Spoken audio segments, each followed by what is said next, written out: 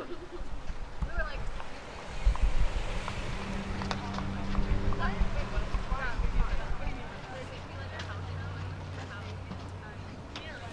right, we're about to go live, so first I'll just say a little introduction and then I'll ask you questions, if that's good. Yeah. I'll try to answer them Okay. correctly.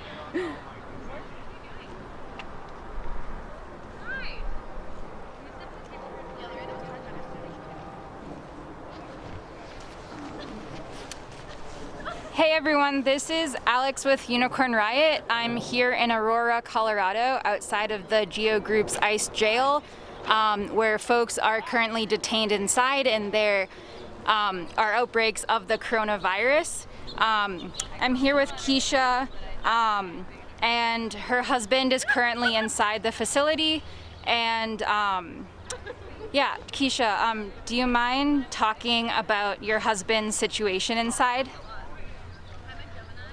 What I've been heard when I talk to him, he tells me how the guards treat him, how they don't pay attention to their health, especially with the pandemic of COVID-19. How the guards go inside one of the cells that some detainees are infected with COVID-19 without any mask or gloves, and once they get off of those cells, they go into another cell, which is B1, or they have different kinds of blocks where they're at. So once they go into those, to one of those detainees that are currently infected with COVID-19, they go inside, they start touching stuff without sanitizing their hands or anything, without any face mask, and it feels like they're just doing it on purpose for them to get infected with COVID-19. And can you talk about this encampment and why you all have been out here for 3 weeks? Well, this encampment is to show and to give them more pressure to the detention centers, to let them know that we're here and we're supporting every single detainee that are in there. There is no right for them to be in such place like jail or anywhere else. It's just so sad how the way they treat them, and just because of their color, or if not because of their illegal documents. But most of all, he's still here and standing strong. We're not gonna stop until we see every detainee that is in this detention center free and to reunite with their family. And can you talk a little bit about, personally, how your husband was detained and how, not everyone in the center is technically a criminal, as some people say, and how, can you explain why your husband was? My husband is in this detention center because they had revoked his bond for some criminal records that he's had. But just like I've said to everyone else, people make mistakes, but it doesn't mean that they consider them as a danger to this community, because from the way that the judge that denied his appeal had described him as that he's a dangerous person to be outside in this community, which is not true. I'm not very proud for what he's done, but also he's a very gentleman man, young. He's very loving, caring, he's funny, and especially he deserves to be with his family, especially with his daughter. Yeah, and also there was a Aurora police officer who I know in the past year was caught drunk on the job, driving around in his police car drunk, and I believe he still works for the Aurora Police Department, so it just shows that kind of their priorities in that. And can you talk, so was it this past Thursday? Tuesday. Tuesday.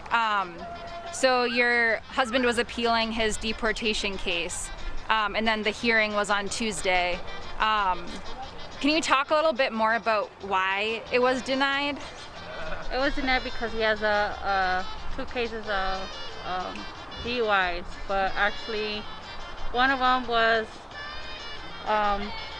he got his first DUI in 2008, and around 2010 he was released from this detention center with a bond. And then when I met him around 2018, he had worked more than 12-hour shifts 7 days a week for 2 weeks and not having gotten any days off at all. So he decided to go to a little party or gathering with a friend, and he did admit that he did drink that night, just one beer, and the reports of the police show that it was under, so it wasn't considered as a DUI. But most of all, this detention center will consider it as a DUI. So, but that's pretty much why he was denied. So he was under the legal limit, but he was still, it was, as far as like immigration, like as far as this center, like that's still considered a DUI? Yes. Wow. Yeah, because I know the judge said something about because that was in the last 10 years, but that was like basically 10 years ago. So it was, yeah. Well, pretty much what they wanted to see is from 2000 and from 2020. So that is the limit that they're going to look at his criminal history. Like I said, I'm not very proud for his mistakes, and he's not very proud of his mistakes, but that doesn't, for my opinion, I don't think it was right for them to describe him as a dangerous man, because he's not. And if he would have been here and he would have known here, he would have still be out here and supported the rest of the detainees. And how has your daughter Leah, like knowing that ruling on Tuesday, like how has that affected her? Well, on Tuesday morning, we were all excited. We're all planning, saying, well, he's gonna get out, we're gonna win the case. We had very good vibes and everything. We're already planning her birthday, which is next week on Wednesday. She was just ready to hug him. But when the judge said that they denied his appeal, it was it's a little bit more harder to explain to her why her dad's still not coming out, and why is the reason why they denied it. And because of what the judge had explained, how he supposedly is, but which is not, made her really sad, and especially gotten her anxiety more up. Yeah. And how old is she? She's 6 years old. Okay. She'll be turning 7 on the 17th. Okay.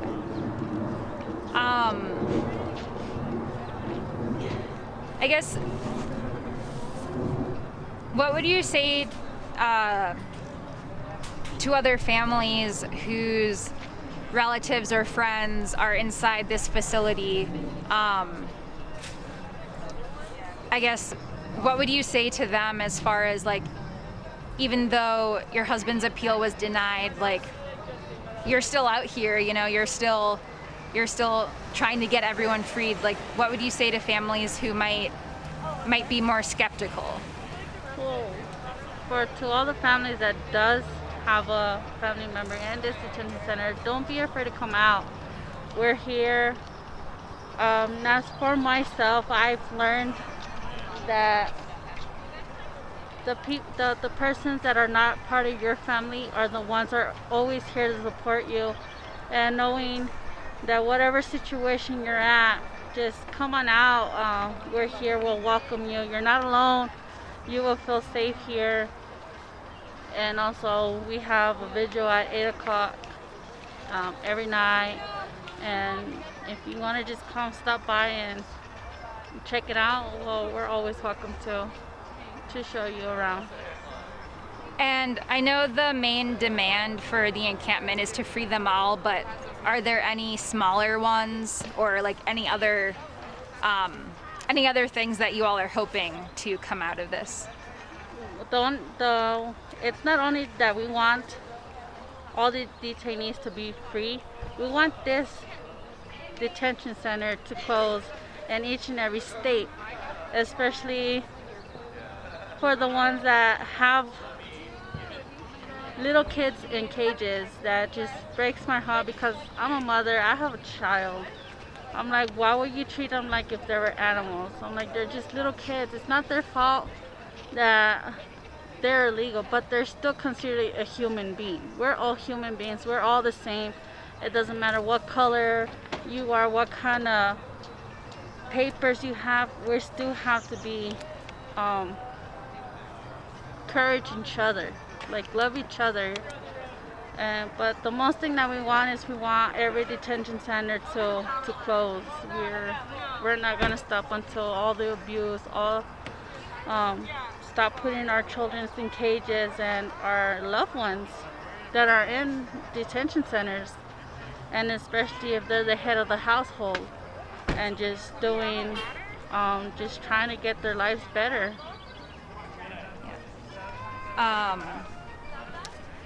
Have you noticed, like, has anyone from inside the facility come to talk to you all?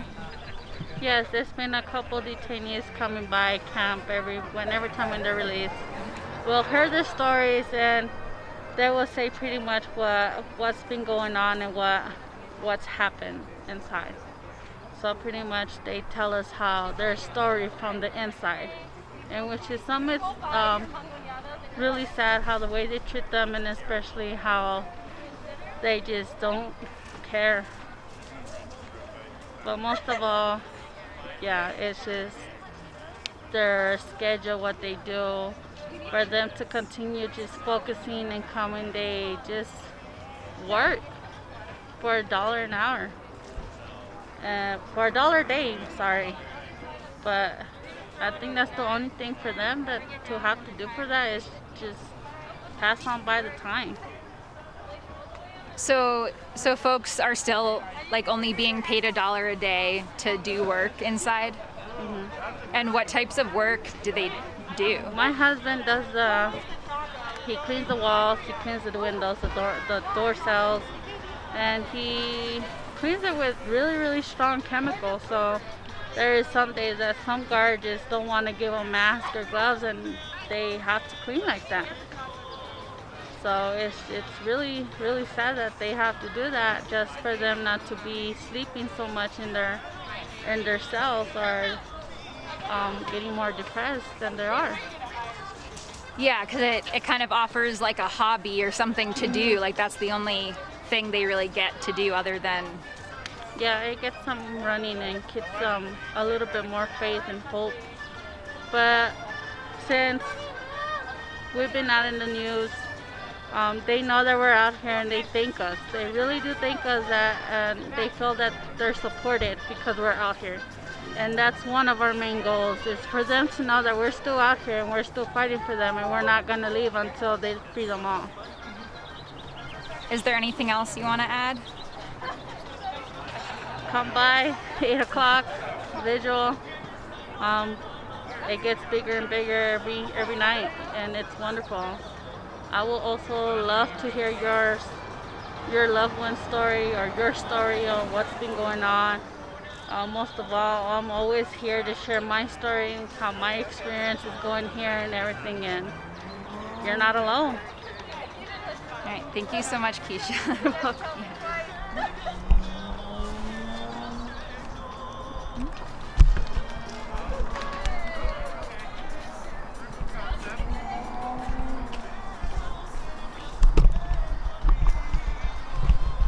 Hey everyone, so we just heard from Keisha, whose husband is inside the Geo Group's ICE Detention Center here in Aurora, Colorado.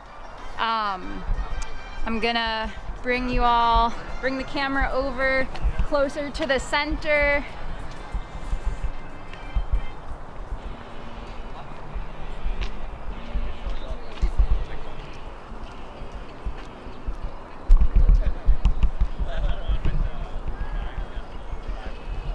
So this is the center. Right now there's about 500 or so people inside. They have been deporting people almost every week from inside this facility. And how we just heard from Keisha, her husband, this past Tuesday had a court hearing. He's detained inside, and their courtroom is actually inside the facility. So the detainees don't get to leave to go to court. They stay inside this complex, and the judge ruled against the appeal. So I'm not sure exactly what they're planning to do, if the husband can get, if Pablo, that's his name, can get a voluntary departure, or and that would mean he can leave the facility for a temporary time to spend some last time with his family and friends, and then he will get his own transportation back to Mexico. So that would be a voluntary departure, or they might just decide to deport him directly from the facility. And they drive them in these vans to a little airport that's near the Denver International Airport, but it's like a little small airport next to that one, where that's allegedly where they've been flying them out, probably to another airport where then they get on a bigger plane. But yeah, so in this facility, as Keisha also mentioned, folks inside don't really have a lot of hobbies and such to get into, or to like ways to spend their time. So a lot of them choose to work for the facility for $1 a day, and that's at most $1 a day.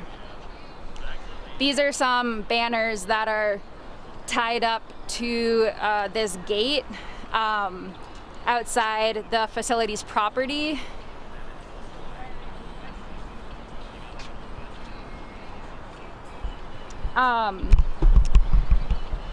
So folks inside work for at most $1 a day if they choose to, but some feel like they're forced to,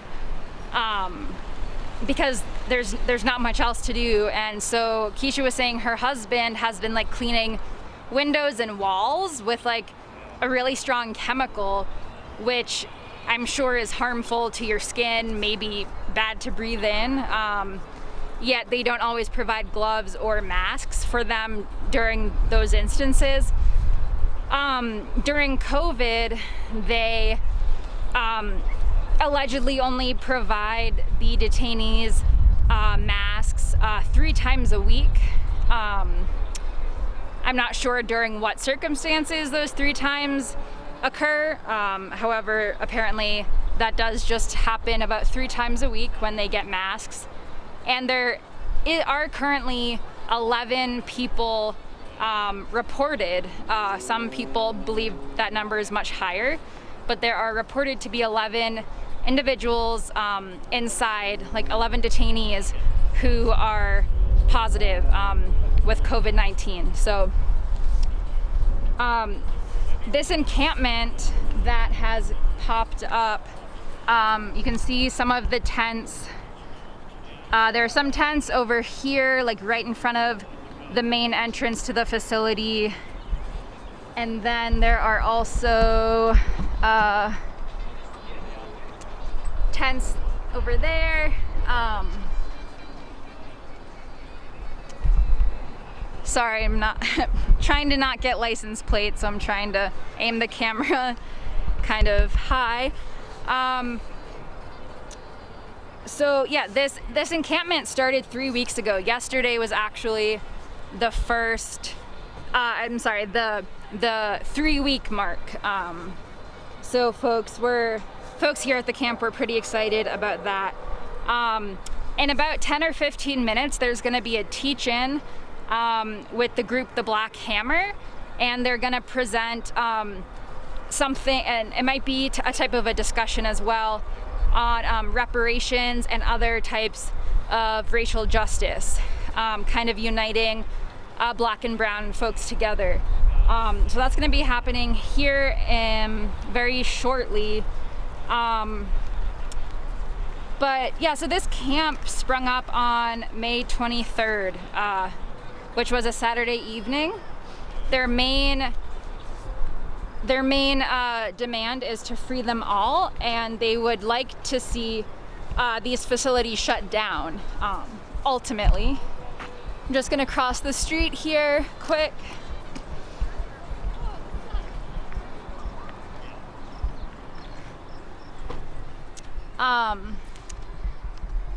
This is actually a quite nice area where the encampment is, right outside the facility. There's, as you can see, a lot of grassland and a nice meadow. But so the encampment is primarily right, the sun is out now. It was thunderstorming, so it's pretty bright, but if you can kind of see there, the encampment, and they have a whole kitchen set up and a medical tent, and they have different roles that are assigned each day, or people volunteer to fill roles.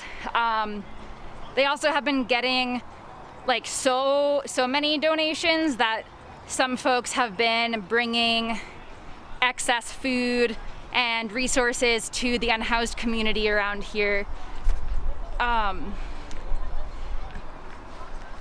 Right now they actually also put up a sign, a big banner, if you can see it. I'll go up closer in a few minutes. Right there on the left is a long banner that says "Say Their Names," and then it lists, has a long list of many of the folks who have recently been murdered by police. I believe all over the country, but it includes people like Elijah McClain and Ahmaud Arbery. Those are two folks who have recently, Ahmaud was actually murdered about a month ago by Denver police.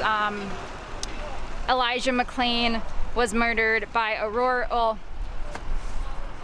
because of interactions between him and law enforcement. It led to his death, and their excessive force on his body and such. And that happened about a year ago.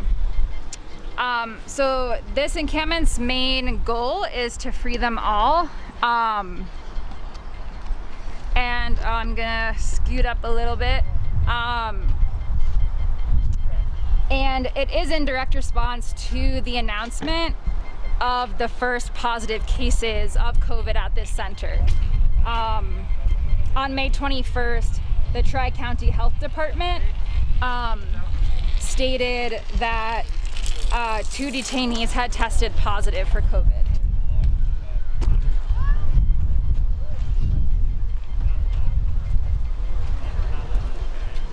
And this facility is not new to outbreaks. There have been multiple outbreaks of mumps, of the flu, of chicken pox at this facility.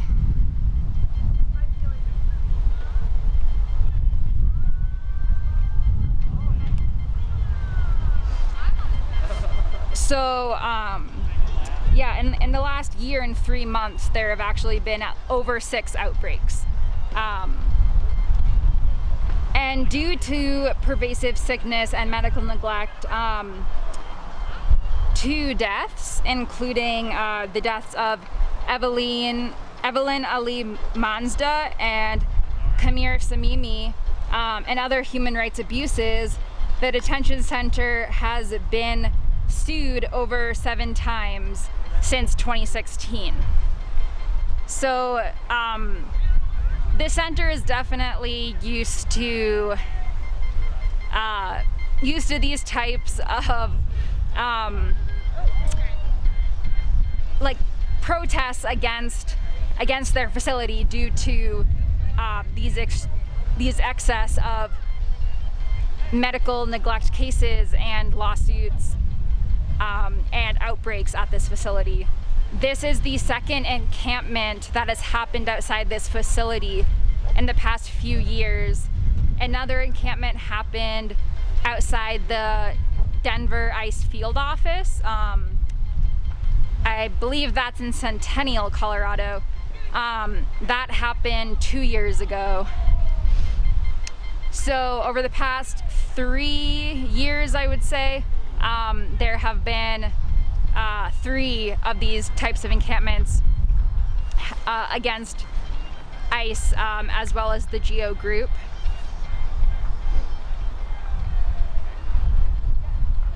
The most recent suit was filed on April 14th to urge the release of vulnerable detainees.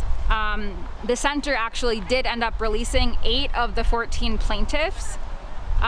There were 2 other reported releases of detainees in late March, totaling the number to 36. So there have been about 36 folks released from this center. Most likely more than that number have been deported since the COVID outbreaks across the country. Over 36 from this facility I'm sure have been deported because it's been happening almost every Tuesday for over a month. Also across the country there have been many deportations from ICE centers that also have COVID outbreaks inside them.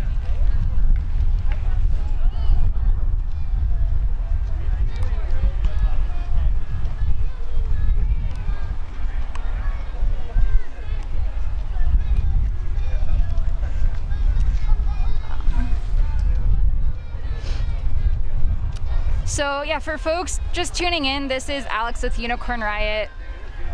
I'm here in Aurora, Colorado. There's going to be a teach-in shortly here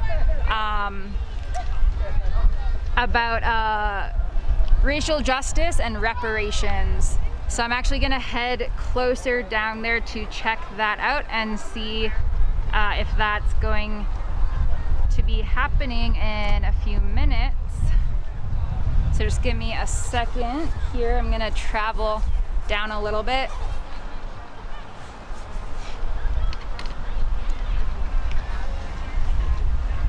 Oh, and also something that started around 3 p.m. Mountain Time. There was a car caravan that started in downtown Denver, and supposedly they were going to be heading to Aurora. I don't know if that meant they were going to be heading to this encampment or not. But so we might end up seeing a bunch of cars rolling through here shortly.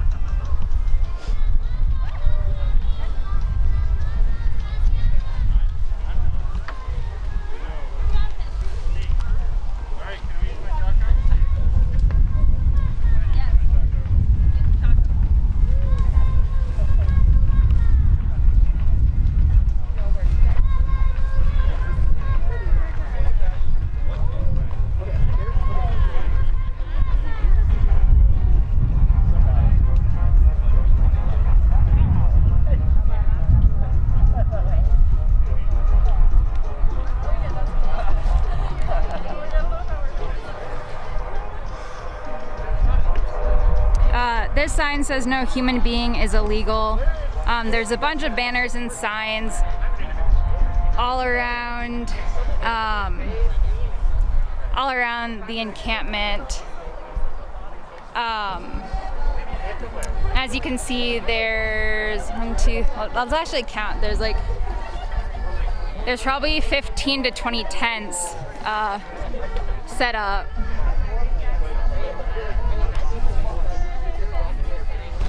I would like to feel less and have way less opinion. They're like, we can hook you up with that.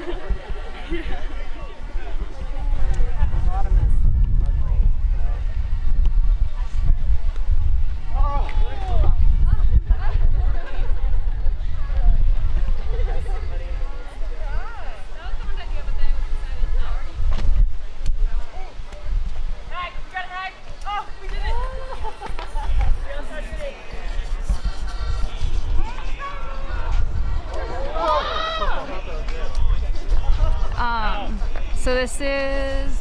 Sorry.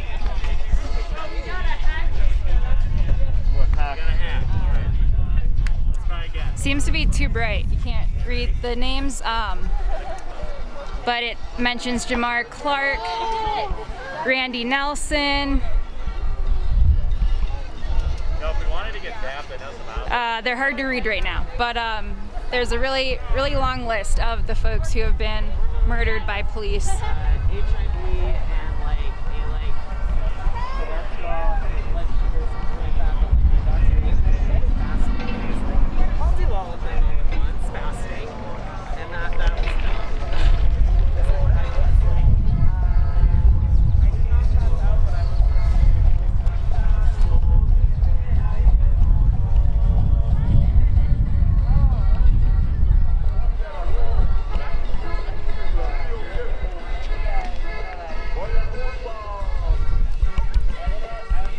So this is an Abolish ICE encampment. That group, Abolish ICE Denver, were the folks who primarily started this, but there have been a lot of other affiliates and folks coming together to keep this going.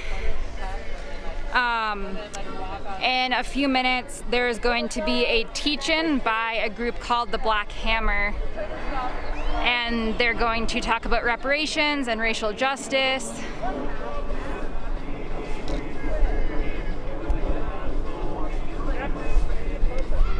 Folks have been camping out here for 3 weeks now. It's actually officially 3 weeks and 1 day. This is the 22nd day.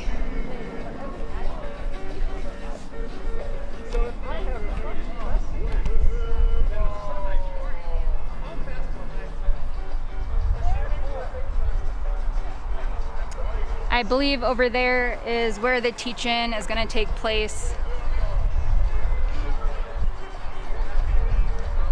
Folks in Denver have been responding to the murder of George Floyd, as well as all over the country, as Unicorn Riot's been reporting from Philadelphia, as well as different areas of Minnesota, the Twin Cities area specifically.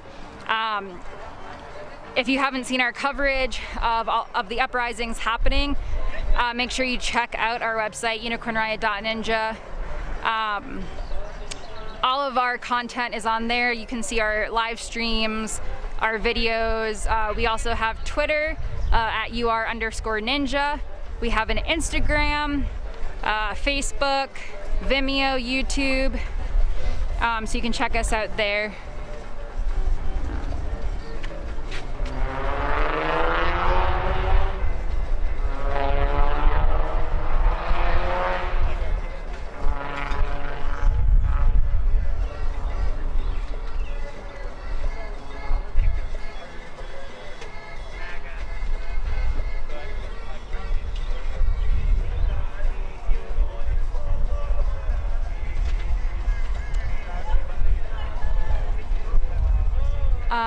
Let's see. So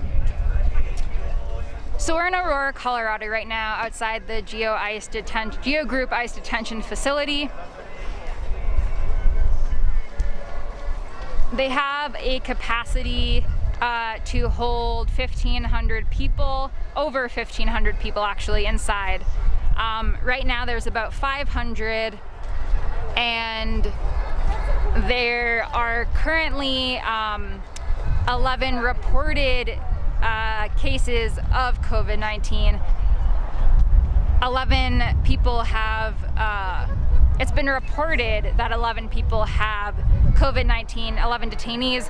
However, some folks think that the number is much higher.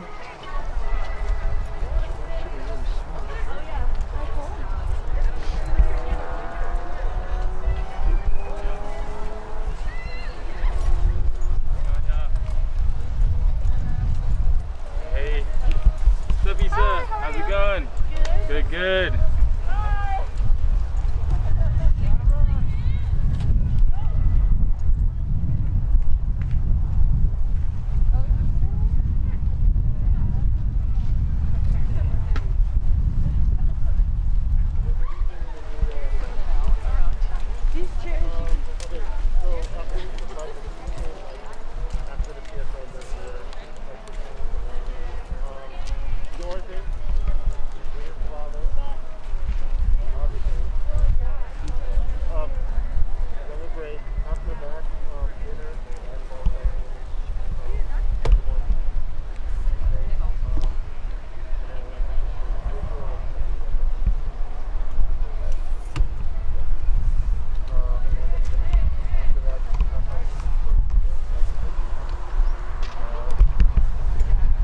So the presentation is going to be starting any minute now.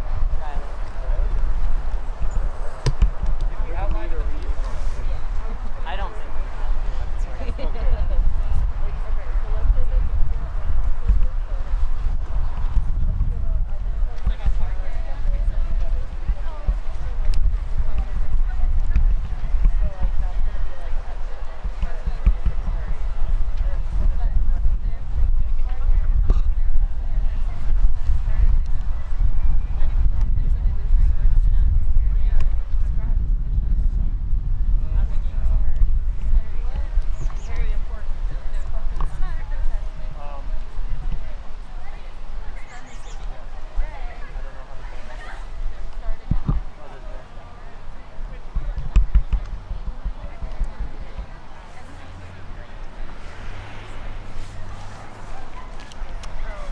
Here in Denver, a temporary restraining order was issued to the Denver Police Department and any other groups working with them, such as other police departments or the National Guard, due to excessive force that was being done to protesters at George Floyd's Solidarity protests here in Denver. It was found that medics and media were also being targeted, being hit with tear gas canisters and pepper ball pellets. These instances have been happening all across the country with media and medics, as well as protesters who are simply sitting around at a rally or a march, or listening to speakers at a march, or just marching, and they have been getting being hit by pepper ball pellets or rubber bullets from police forces. So that temporary restraining order has been in place for about a week now. However, there have been some instances recently in Denver, either last night or the night before. It was reported that protesters were getting hit by pepper spray, and some excessive force was being used, and it wasn't necessarily valid for the police to be reacting in that way.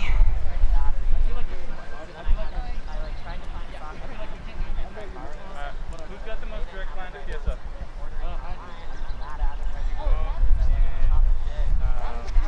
Said that Jeanette is fine with not being here, having no protest, so they can literally not do this whole thing. Not get out the plan. You can check out an article we published a few days ago about that restraining order and updates about the George Floyd solidarity protests here in Denver. We also have an article published about this encampment and a published interview with Keisha, who I just interviewed earlier on the stream. Her daughter Leah, who's only 6 years old, she's turning 7 in about a week. She also spoke with us in that published video interview. As Keisha was saying, Leah was really excited to finally be able to see her dad in person and give him a big hug after almost 6 months of not being able to see him. And as I said earlier, this past Tuesday was his appeal hearing, and it was denied by the judge. So he is either going to receive a voluntary deportation or is going to be deported directly out of this facility.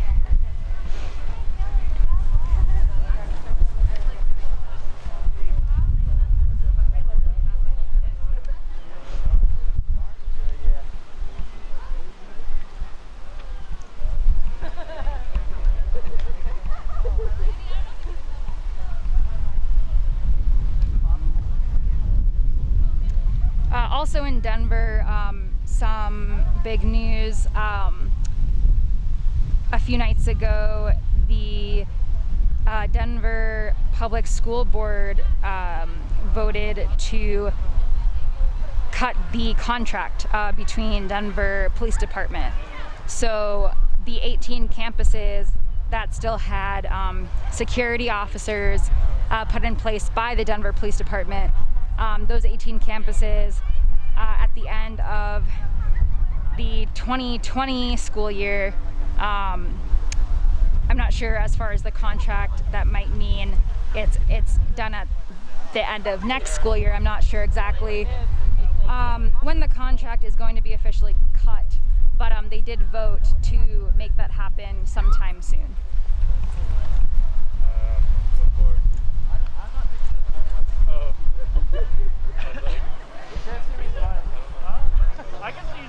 Right now there are about 40 or so folks here. Some are dancing in the street right now, having some fun. Others are here waiting for this teach-in to start. I think they might be waiting on some other folks to get here before they start.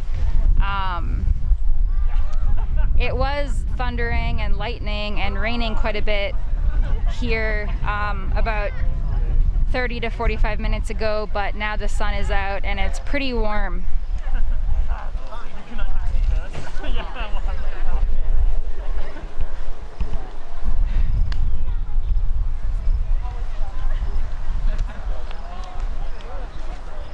And some good practice with the masks and gloves being worn, and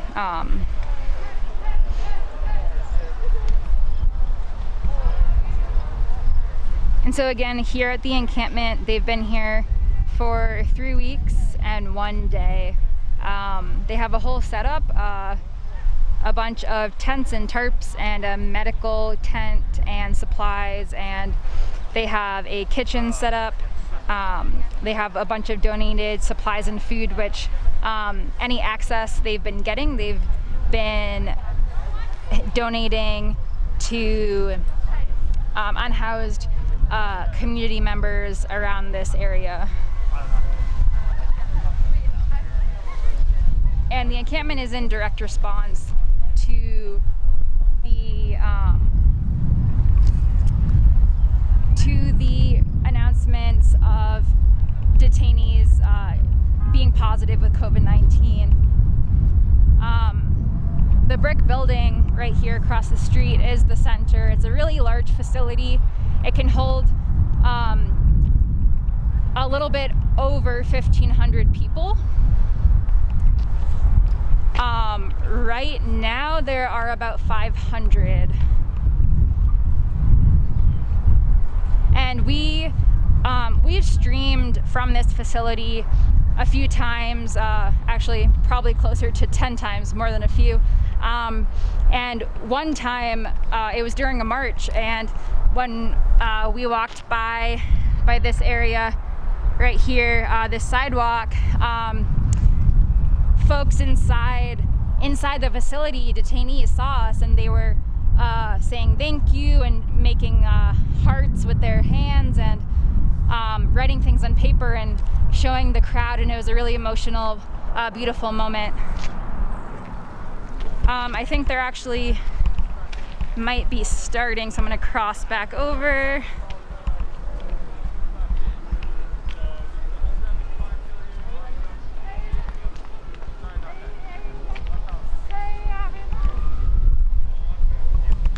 Okay, I actually think they just announced that they're pushing it back a little bit more, but I will see about that.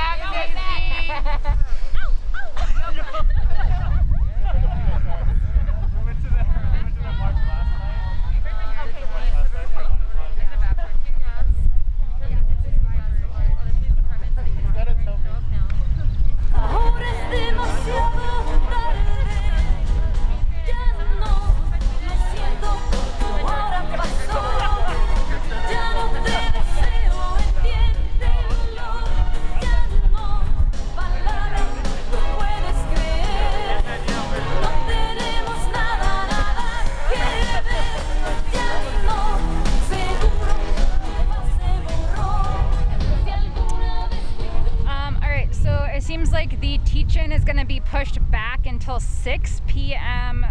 Mountain Time. So for now, we're gonna go down temporarily, and then we're gonna go back up for the teach-in. Again, this is Alex with Unicorn Riot here in Aurora, Colorado, at the encampment outside of the Geo Group's ICE detention jail in Aurora, Colorado. Folks have been camping out here for 3 weeks and a day as of today. And folks here started to camp out in response to there being positive cases within the detainee population of COVID-19. There are 11 reported cases of detainees who have COVID-19, and folks believe that number is probably higher than 11, but that is the reported number, and that's just the detainees. Some workers of GEO and of ICE also have had COVID-19. So we'll be back up for the teach-in by the Black Hammer on racial justice and reparations. We'll be back up in about 40 minutes for that teach-in. So thank you all for watching. Please come back when we live stream the teach-in in about 40 minutes. Take a little break, eat some food, and then come on back. You can also check out unicornriot.ninja and check out our George Floyd solidarity protests and uprisings that we have been covering pretty much non-stop since it started. So thank you all, and if you appreciate our work, you can also click the donate tab on our website. All right, we'll be back up in about 40 minutes. Thanks, everyone. I can share it with y'all, and then like y'all drop.